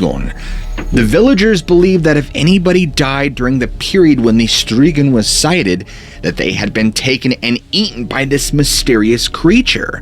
The villagers were so terrified of the Strigon that they even thought it had the ability to silently creep into their beds to sleep with their women. It was said that this creature had a taste for widows in particular, especially if they were young and beautiful. Now, natural historian Vavasor wrote about these beliefs and fears in his work, which has been passed down through generation ever since. Everyone at that time believed in the dark power of these mysterious creatures known as the Strigon. Tales of its malevolent activities spread far and wide, so it's really no surprise when the villagers around Yuri Grando's village were filled with fear. And for 16 long years, they had suffered at his hands, and something needed to be done. And so, Miho Radati, mayor of the village, gathered a group of brave young men, 9 actually, together for one purpose: to hunt down Yuri Grando and put an end to his reign of terror. Now, this was no easy task, and so the mayor gathered up these 9 young men and made their way to the local cemetery, intent on vanquishing this so-called vampire. When they opened Grando's grave, they were horrified to discover that his body was still intact, a sign of vampirism. Fearful of their lives, the men fled in terror, but eventually mustered up the courage to go back and face this undead monster. Led by the mayor, they attempted to rid themselves of this creature from beyond the grave by invoking the name of Jesus Christ. But it did not seem to work. They were frustrated and afraid, yet despite these fears, something had to be done. Or else Grando might truly come back from death's door eternally. So the men stood their ground and continued on in their mission, determined to see it through no matter what. And that's when something special happened. They found the courage within themselves to truly believe in a higher power, and with one last plea for help, a miraculous thing occurred. Or I guess you can call it a miracle. One of them pulled out a wooden stake and attempted to pierce the creature's stomach. But it did not work. As hope looked lost, one version of the story is that Stephen Malachi stepped forward armed with an axe, and with one mighty stroke, he beheaded Grando and blood spilled from his neck, and a loud cry echoed through the graveyard. Satisfied with their mission that it was complete, the men quickly filled in Grando's grave so no trace of what happened could possibly remain. And thus ended Yore Grando's reign of terror over the villages for good. Now, whether it was merely a legend or based on truth, one thing is certain: this creature remains an elusive and mysterious figure in Istrian lore. Superstitious beliefs and supernatural phenomena are the basis for countless tales sailors around the world tell. The ocean still holds many mysteries, and no one knows what monsters hide in its depths. But what about some things that are on the surface? Ghost vessels are the most fear-inducing sight of any seafarer can experience. Their appearance is often seen as a bad omen. But before we get into today's video, be sure to go ahead and smack that like and subscribe button, because I release storytelling of the mysterious and supernatural. Let's go. For centuries now, people have been traversing the oceans, sailing the seven seas, and venturing out in exploration of worlds on ships, boats, and vessels of all kinds. Being a seafarer was once one of the most dangerous jobs a person could even have. But it also came with great rewards for those men, and in some cases, women brave enough to take on the task. Not only was it an opportunity to see exotic lands and experience vast cultures, but it paid well if a person survived. Sailors worldwide have spoken about tales of adventure, rough waters, and hardships that they faced by braving the open waters. Stories of sea monsters, strange lands with strange people, and even encounters with pirates have been spoken about for centuries and are still told by mariners today. Many of those stories evolved into superstitions. Popular among these include the necessary christening and ceremonial launching of vessels, women on board being lousy luck, Fridays being unlucky days to set sail, and some words being forbidden to speak out loud, such as goodbye or drowned. But perhaps the most prominent and far-reaching superstition is the appearance of vessels being haunted. When a specific area of a ship often experiences numerous accidents, crews are quick to say the spot is cursed. I mean, if someone dies on board a ship, it is commonly believed that their ghost will remain tied to the boat for all eternity. Some of these ghost stories, however, stretch beyond a single ghost or area of a ship. In some cases, entire vessels are haunted. Now, these phantom ships, or ghost vessels, as they are called, are shrouded in mystery and are believed to be bad omens to any seafarer who comes upon them. In fact, the most well-known of these phantom vessels is the Flying Dutchman, a legendary ship that is discussed in various poems, theatrical performances, and movies, and of course, if you grew up with SpongeBob like I did, well, it should be right up your alley. This vessel has enough history and lore behind it to make anyone who might be traversing the waters of the world feel a sense of unease. While it would be easy to dismiss the tale as a children's fable, invented to teach sailors a lesson in arrogance and pride, many people have claimed to have encountered the vessel worldwide. The stories of the ship date back to the 1600s, when the Dutch East India Trading Company was flourishing. Now, it was during this time, the Dutch were Europe's most prominent water power. And in 1602, the Dutch government granted the Dutch East India Trading Company a trade monopoly that covered the waters between the Cape of Good Hope and the Straits of Magallanes. With this monopoly, the company could secure routes between the Netherlands and East India. Valuable trade goods such as silk, spices, and even gems were carried back and forth by ships for years until the company's ultimate decline in the late 17th century. The Flying Dutchman is said to have been one of the Dutch East India Trading Company ships. However, it is unclear if the ship's name was the Flying Dutchman or if the name referred to a ship captain known for his ability to reach his destinations very quickly. Regardless, over time, the Flying Dutchman became associated with the name of a ship that sailed between the Netherlands and East Indies for many years, carrying valuable and exotic goods. The ship was captained by a man named Hendrik van der Decken, who was by all accounts an accomplished seaman and captain. The legend goes that one evening, as he was rounding the Cape of Good Hope, an area known for its treacherous waters, a terrible storm blew through, bringing thunder, lightning, and rough seas, the trifecta of trouble for any sailor. With the vessel rocking in danger of capsizing, the crew of the ship argued with Van der Decken, openly second-guessing his decision to press onward. They begged him to turn the ship around, fearing they would succumb to the rapidly increasing wind and waves.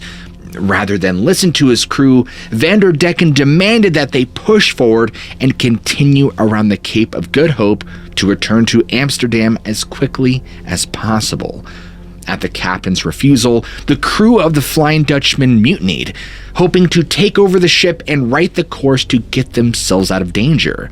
Van der Decken, however, fought back and killed the rebellion's leader, throwing him overboard. He declared he would complete his journey and sail the vessel through the storm until doomsday. Upon uttering those words, Van der Decken and the crew of the Flying Dutchman were cursed and condemned to sail that ship forever. Some say that the gods cursed him for questioning their might, but others think it was the devil himself.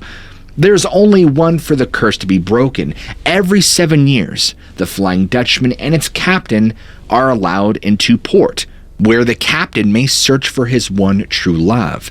Through her, he might find salvation, but only if she declares her undying love and faithfulness to him.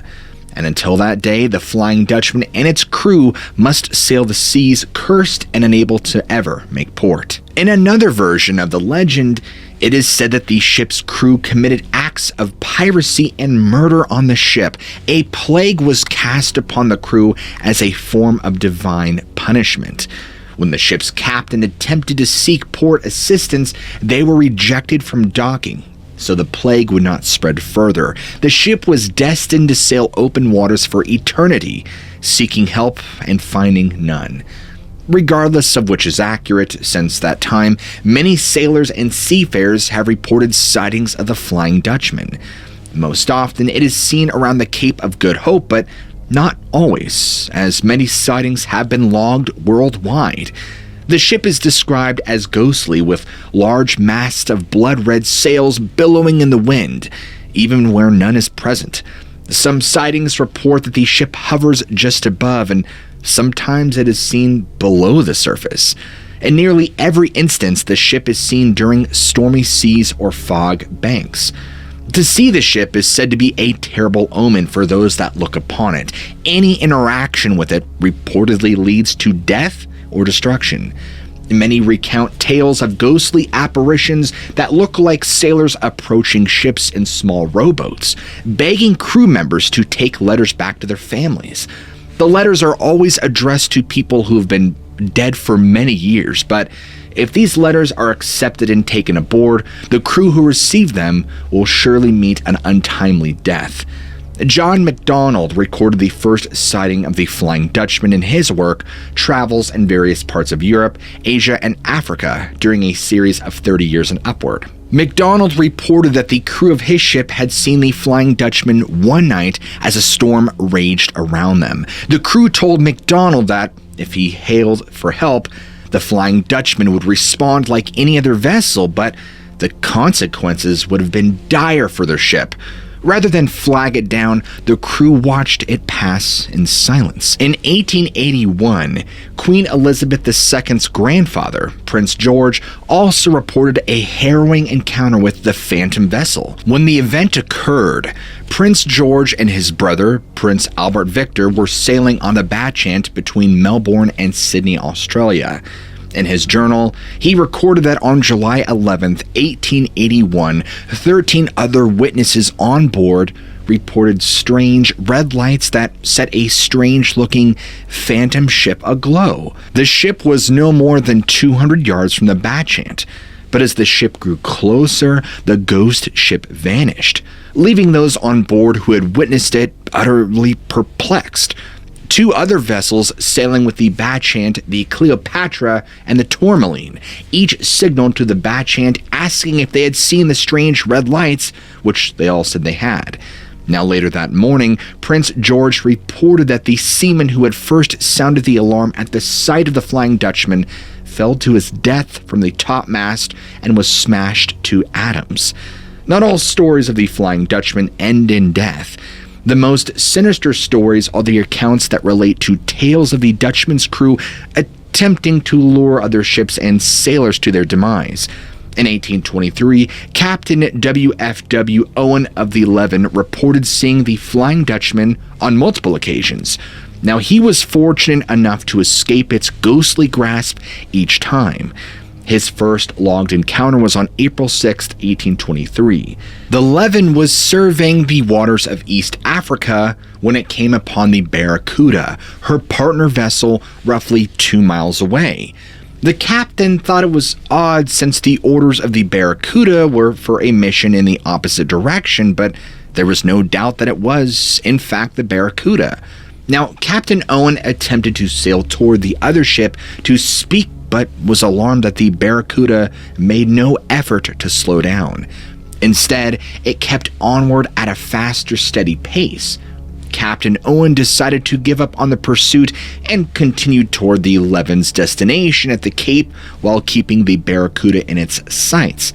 Now, at one point, Owen and his crew watched as the other ship lowered their rowboat and began paddling as if they had lost somebody at sea. As night dawned, there was no light from the other ship visible. The next day, the Leven anchored in Simon's Bay and waited an entire week for the Barracuda to arrive. Upon its arrival, the log showed that it was 300 miles away from where the Leven had thought she had saw her and had at no point lowered one of its lifeboats. As the Leven returned to England, it again caught a glimpse of the ship, which it determined was not the Barracuda, but the Flying Dutchman. Again, the vessel lowered a boat into the water, but the Leven outmaneuvered it and made it back safely. The sailor recounting these tales goes on to say that he was a member of a French merchant ship and, one evening, to pass the time, told the French officers of the tale of the Flying Dutchman. He reported that the weather had been terrible days earlier, but was followed by days of calm seas. As they began to settle down for rest that evening, an officer yelled a warning from the deck, shouting, "It's the Flying Dutchman!" The rest of the crew ran to the deck, saw a ship bearing down on them quickly, with sails billowing in the non-existent wind, and all at once, he said, the ship disappeared and was not seen again, leaving the merchant ship's crew in awe. The most recent sightings reported happened during World War II. The HMS Jubilee logged a report that an unidentifiable ship sailed past at a high rate of speed, even though there was no wind to speak of. The crew of the Jubilee attempted to signal the boat, but the calls went unanswered. Later, they were convinced that the ship was none other than the Flying Dutchman. The Germans also reported submarine U-boats seeing the Flying Dutchman on their voyage near the Suez Canal. They said to their commander, Nazi Admiral Karl Donitz, that they would rather face the enemy in battle than encounter the ghost ship for a second time. And finally, an Australian vessel during World War II sent one final message to its base before it disappeared with its crew. The message had only 2 words: Flying Dutchman. Neither the vessel nor the crew was ever recovered, and to this day, nobody's sure what happened to it. While the Flying Dutchman may be the most famous ghost ship known throughout the world, there are others out there haunting the seas. Some reports of ships floating in the ocean with evidence of activity, but no crew on board. Others find ships with crews that are dead for no apparent reason. Some reports even relate similar encounters to those of the Flying Dutchman, such as vessels appearing and disappearing before people's eyes. The HMS Eurydice, for example, continues to have reported sightings, even though it has been 144 years since it sank. The Eurydice was built in the 1840s in Portsmouth, England. The 26-gun corvette was a member of the Royal Navy, but was ultimately converted to a training ship in 1877. Captained by a man named Marcus Hare, the ship was on its way back to England from Bermuda when it became tangled in a freak snowstorm outside the Isle of Wight in Sandown Bay. Now, witnesses say the ship came into sight with its gun ports fully open, which was strange given there was no threats in the area. Now, unfortunately, as the storm raged, the boat was pushed onto its side by the powerful winds of the snowstorm and began to sink as it took on water through the open ports. Of the 300 crew members, only 2 survived. Winston Churchill, only 3 at the time, reportedly watched the boat and crew sink into the bay's depths in 1878. There have been numerous sightings of the HMS Eurydice since then, however. From time to time, witnesses report seeing a Royal Navy corvette sailing along the Isle of Wight as if seeking port. In most instances, the ship reportedly disappears into the midst of the channel upon approach. In the 1930s, a Royal Navy submarine under Commander F. Lipscomb saw the HMS Eurydice appear in front of his vessel. The sudden appearance caused panic for him and his crew as they struggled to evade the oncoming ship. At the last moment, the commander stated, the boat disappeared before the eyes of a bewildered crew. October 17, 1998, Queen Elizabeth II's youngest son, Prince Edward, saw the ship. He was filming for a show when the phantom vessel came into sight.